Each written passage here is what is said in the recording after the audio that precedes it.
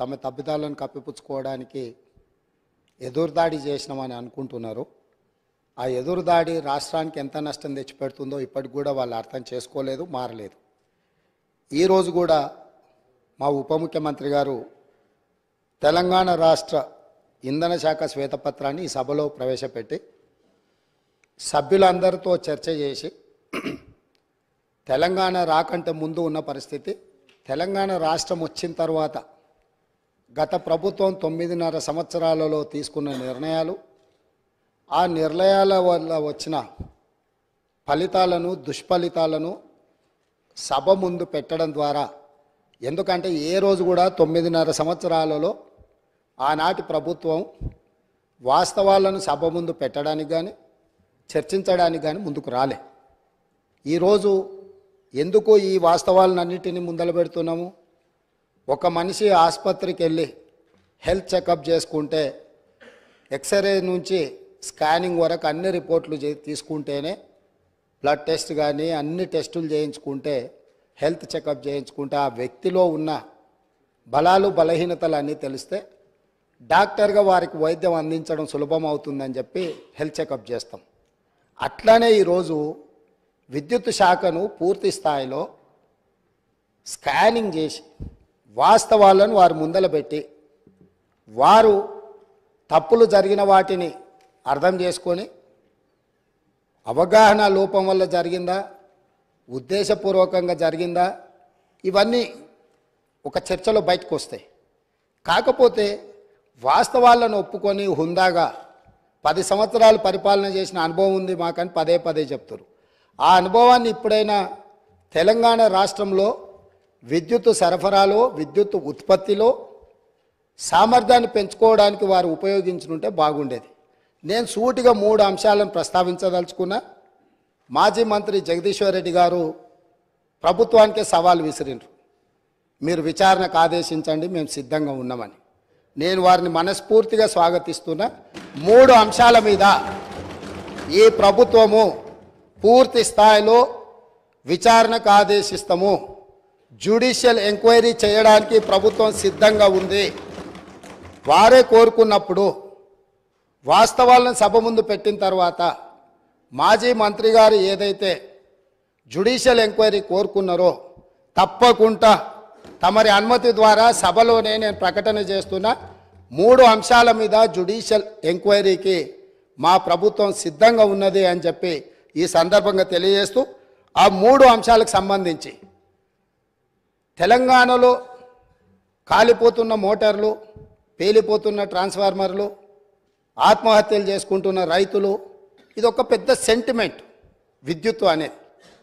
ఈ ప్రజల యొక్క సెంటిమెంటును ఏ రకంగా గత ప్రభుత్వము ఆర్థిక ప్రయోజనాల కోసము వినియోగించుకున్నదో ఈ అంశాలు ఈరోజు బయటికి రావాల్సి ఉన్నది. అందులో భాగంగానే ఛత్తీస్గఢ్ ఒప్పందం. మన రాష్ట్రంలో విద్యుత్తు ఉత్పత్తి సరిపోవడం లేదు, అత్యవసరంగా మన అవసరాలు తీర్చాల్సిన అవసరం ఉన్నది. కాబట్టి ఏ టెండర్లు లేకుండానే డైరెక్ట్గా మేము ఆ ఛత్తీస్గఢ్ ప్రభుత్వానికి సంబంధించిన ప్రభుత్వ సంస్థతో తెలంగాణ రాష్ట్ర ప్రభుత్వం డిస్కామ్లు ఒప్పందం చేసుకుంటున్నాయని ఆ రోజు ఇదే సభలో ఈ ఒప్పందాలతో వేల కోట్ల రూపాయల భారం పడబోతుంది, ఈ భారాన్ని తెలంగాణ ప్రజలు భరించలేని పరిస్థితికి దారితీస్తుంది, ఈఆర్సీ ముందల మేము ఫిర్యాదులు చేయడమే కాకుండా మా వాదనలు వినిపించినాం. ఈ సభలో ఆనాటి ముఖ్యమంత్రి చంద్రశేఖరరావు గారికి మేము చెప్పే ప్రయత్నం చేస్తే మార్షల్స్ను పెట్టి మమ్మల్ని బయటికి గెంటేసి ఆ రోజు ఛత్తీస్గఢ్తోని తెలంగాణ రాష్ట్ర ప్రభుత్వం ఒప్పందం చేసుకుంది. దీనికి సంబంధించి విద్యుత్తు జేఏసీకి సంబంధించిన తెలంగాణ ఉద్యమంలో క్రియాశీలక పాత్ర పోషించిన ఒక జెన్కో ట్రాన్స్కో అధికారి నివేదిక ఇచ్చి ఈ ఒప్పందం వల్ల నష్టం జరుగుతుంది అన్నందుకు అతన్ని ఎక్కడనో మారుమూల ప్రాంతానికి బదిలీ చేసి కక్షా సాధింపుగా అతనికి ఉన్న హోదాను తగ్గించి ఒక చిన్న ఉద్యోగంలో నియమించారు అధ్యక్ష. వారిక్కడ సభ్యుడు కాదు కాబట్టి వారి పేరు తీసుకుంటలేను. సంస్థలో పనిచేస్తున్న ఉద్యోగి అనుభవంతో తెలంగాణ ఉద్యమంలో విద్యుత్తు జేఏసీని క్రియాశీలకంగా ముందుకు నడిపించి ఉద్యమంలో ముందున్న వ్యక్తిని తెలంగాణ రాష్ట్రం వచ్చిన ఎంబడే శిక్షించి ఎక్కడో మారుమూల ప్రాంతానికి బదిలీ చేసి ఉన్న హోదా కంటే అతనికి డిమోషన్. తెలంగాణ ఉద్యమంలో పాల్గొన్న వాళ్ళు, తెలంగాణ రాష్ట్ర సాధనలో క్రియాశీలక పాత్ర పోషించిన వాళ్ళను మనం సమర్థించే అవసరమైతే ప్రమోషన్ ఇవ్వాలి. ఒకవేళ ప్రమోషన్ ఇవ్వడానికి మీకు మనస్కరించకపోతే ఉన్న హోదాలనైనా ఉంచాలి. అలా కాకుండా శిక్షించి బదిలీ చేసిండ్రు. అతను కూడా ఆనాడు ఈఆర్సీ ముందు తన వాదన వినిపించిండు. ఆ వాదనను పెడచెవిన పెట్టి ఛత్తీస్గఢ్ ఒప్పందం చేసుకుండ్రు. ఈ ఛత్తీస్గఢ్ 1000 మెగావాట్ల ఒప్పందం 3/11/2014 నాడు ఏదైతే ఒప్పందం మీద సంతకం చేసిండ్రో ఈ నివేదికలోనే ఉంది. నేను కొత్తదేం చెప్పడం లేదు, వారు చూసుకోవాలి. పేజీ నెంబర్ 11, 12లో ఉన్న వాటిని. అసలు ఈ విద్యుత్తు వినియోగించినా వినియోగించకపోయినా, అదేవిధంగా విద్యుత్తును రవాణా చేయడానికి వినియోగించాల్సిన కారిడార్ను పర్మనెంట్ ఒప్పందం చేసుకోవడంతో విద్యుత్తు సరఫరా అయినా కాకపోయినా దాదాపుగా 1362.424 కోట్ల రూపాయలు ఈరోజు ప్రభుత్వం మీద భారం పడ్డది. ఆ విద్యుత్తు కొనుగోళ్లలో ఆనాడు కేంద్ర ప్రభుత్వము మనకు తక్కువ ధరకు విద్యుత్ ఇవ్వడానికి సిద్ధంగా ఉన్నా పెడచెవిన పెట్టి మీరు మీ ఆలోచనతో, మీ అవగాహనతో, మీకు ఎలాంటి ఉద్దేశాలు ఉన్నాయో నాకు తెలియదు, ఆ ఉద్దేశాలు ఈరోజు విచారణతో బయటికి రావాలి. కాబట్టి రేపు జరగబోయే జ్యుడిషియల్ ఎంక్వైరీలో ఛత్తీస్గఢ్తో తెలంగాణ రాష్ట్ర ప్రభుత్వం చేసుకున్న ఒప్పందాల మీద 100% విచారణకు ఆదేశిస్తున్నాము. ఈ ఛత్తీస్గఢ్ 1000 మెగావాట్ల విద్యుత్తులో జరిగిన కుంభకోణము, నిర్లక్ష్యము, ఈరోజు ఛత్తీస్గఢ్లో ఏవైతే కేసులు నడుస్తున్నాయో, ఈరోజు వాళ్ళు ఫిక్స్డ్ కాస్ట్, వేరియేషన్ కాస్ట్ని లెక్కలేసి వాళ్ళు ఏ అదనంగా అడుగుతున్నారో, ఏ పరిస్థితులు ఉన్నాయో, అక్కడ ఛత్తీస్గఢ్ ఈఆర్సీ ముందలో జరుగుతున్న కేసులు ఏమున్నాయో వీటన్నిటిని పూర్తి స్థాయిలో విచారణ చేయడం ద్వారా మొత్తం వాస్తవాలను బయటికి తీయాల్సిన అవసరం ఉంది. ఛత్తీస్గఢ్ ఒప్పందం మీద ఈ ప్రభుత్వం విచారణకు ఆదేశిస్తుంది అధ్యక్ష. అదేవిధంగా అధ్యక్ష, యాదాద్రి థర్మల్ పవర్ ప్రాజెక్ట్, ఆ రోజు ప్రజల సెంటిమెంట్ ఏదైతే ఉందో ఈ ప్రజల సెంటిమెంటును తమకు అనుకూలంగా మార్చుకొని ఇండియా బుల్స్ అనే కంపెనీ గుజరాత్లో 1080 మెగావాట్ల విద్యుత్ సామర్థ్యంతో ప్రైవేట్ సంస్థ నిర్మించదలుచుకున్న ప్రాజెక్టును కేంద్ర ప్రభుత్వం విధి విధానాలలో మార్పు తీసుకొచ్చింది. పొల్యూషన్, ఎన్విరాన్మెంట్ను రక్షించడానికి 2011-12లోనే ప్రభుత్వం విధానాలు తీసుకొచ్చి సబ్ క్రిటికల్ అనే టెక్నాలజీతో నిర్మించిన ప్రాజెక్టులను అన్నింటిని కూడా మూసేసి సూపర్ క్రిటికల్ టెక్నాలజీకి మీరు మారండి, భవిష్యత్తులో నిర్మించబోయే ప్రాజెక్టులు ఏవైతే ఉన్నాయో ఆ ప్రాజెక్టులను కూడా సూపర్ క్రిటికల్ టెక్నాలజీతో నిర్మించమని చెప్పి విస్పష్టంగా కేంద్ర ప్రభుత్వం ఆనాడు ఆదేశాలు ఇచ్చింది రాష్ట్ర ప్రభుత్వాలకు, అదేవిధంగా ప్రైవేట్ కంపెనీలకు. అందుకోసము సూపర్ క్రిటికల్ టెక్నాలజీ ఉంటేనే 2013 తర్వాత ప్రాజెక్టులు నిర్మించాల్సిన నిబంధనలు ఉండడంతో గుజరాత్కు సంబంధించిన ఇండియా బుల్స్ అనే కంపెనీ BHELకు ఆల్రెడీ సబ్ క్రిటికల్ టెక్నాలజీతో పర్చేజ్ ఆర్డర్ ఇచ్చున్నది కాబట్టి ఆ కాలం చెల్లిపోయిన సాంకేతిక పరిజ్ఞానంతో ఆ ప్రాజెక్టు నిర్మించడానికి అవకాశం లేదని తెలిసి ఆ ఇండియా బుల్స్ కంపెనీ BHELకు మా డబ్బులు మాకు వాపసు ఇవ్వండి అని అంటే, మీరు ఆల్రెడీ కొనుగోలు ఒప్పందం చేసుకున్నారు, డబ్బులు చెల్లించారు, మీకు తిరిగి ఇవ్వడానికి కుదరదు.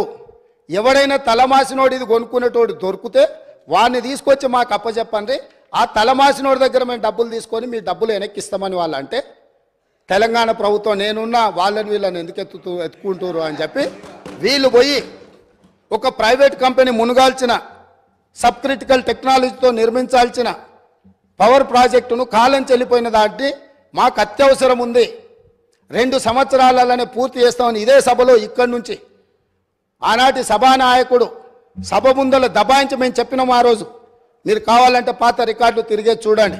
ఇది సబ్ క్రిటికల్ టెక్నాలజీకి కాలం చెల్లిపోయింది, ఇది ప్రపంచంలో ఎక్కడ మనుగడ సాధిస్తలేదు, దీంతో కాలుష్యం వస్తుంది, విద్యుత్ ఉత్పత్తి సామర్థ్యం తగ్గుతుంది, తద్వారా నష్టము, దీన్ని వద్దు అని మేము చెప్తే ఖచ్చితంగా నేను చేస్తా, 2 ఏళ్లలో పూర్తి చేస్తా అని వారు చెప్పడం జరిగింది అధ్యక్ష.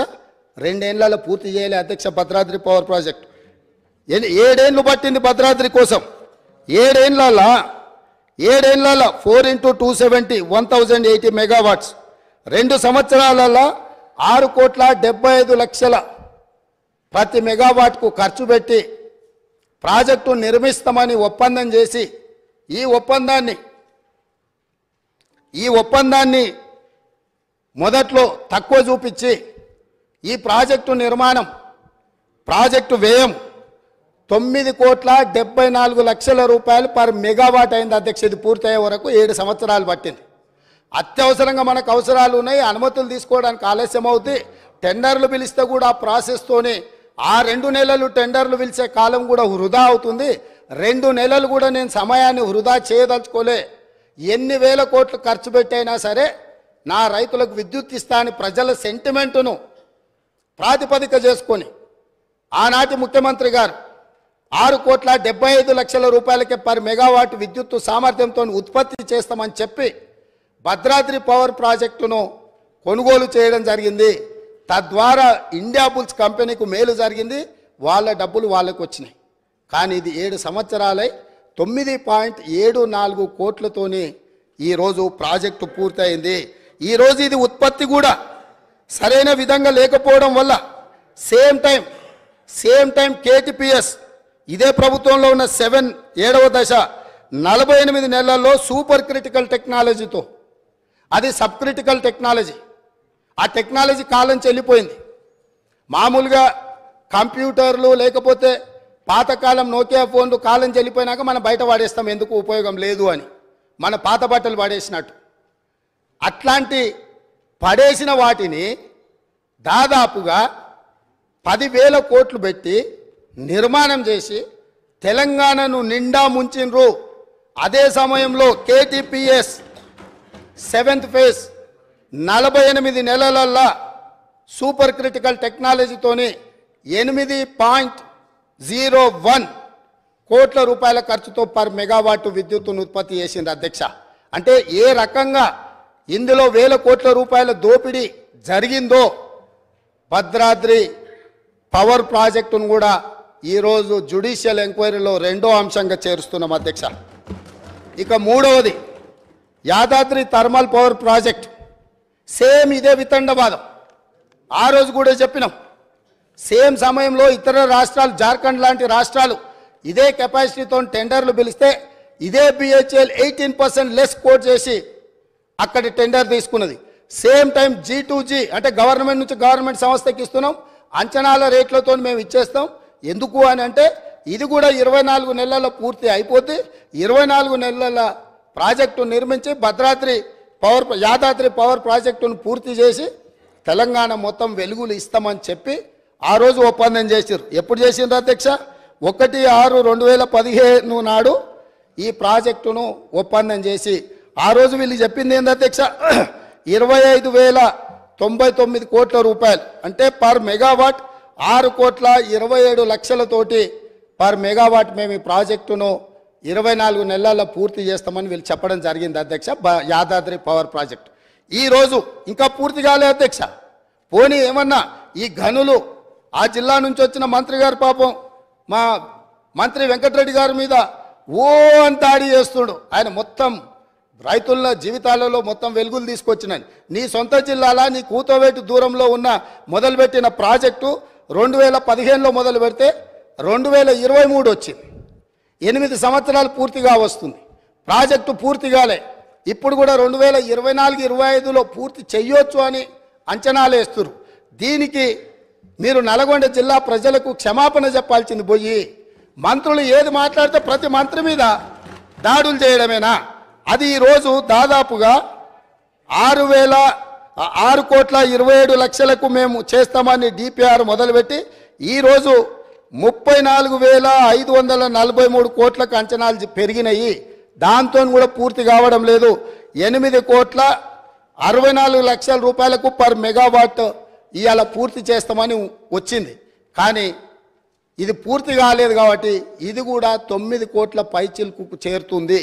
అంటే 6,27,00,000కు పర్ మెగావాట్తో మొదలుపెట్టిన యాదాద్రి పవర్ ప్రాజెక్టు దాదాపుగా 9 కోట్లకు అంచనాలు పెరిగింది, 8 సంవత్సరాలు పట్టింది. అదే సమయంలో ఎన్టీపీసీ రామగుండం ఫేజ్ 1 ప్రాజెక్టును నిర్మిస్తే 7,63,00,000 మాత్రమే పర్ మెగావాట్తోని ఎన్టీపీసీ పూర్తి చేసింది అధ్యక్ష.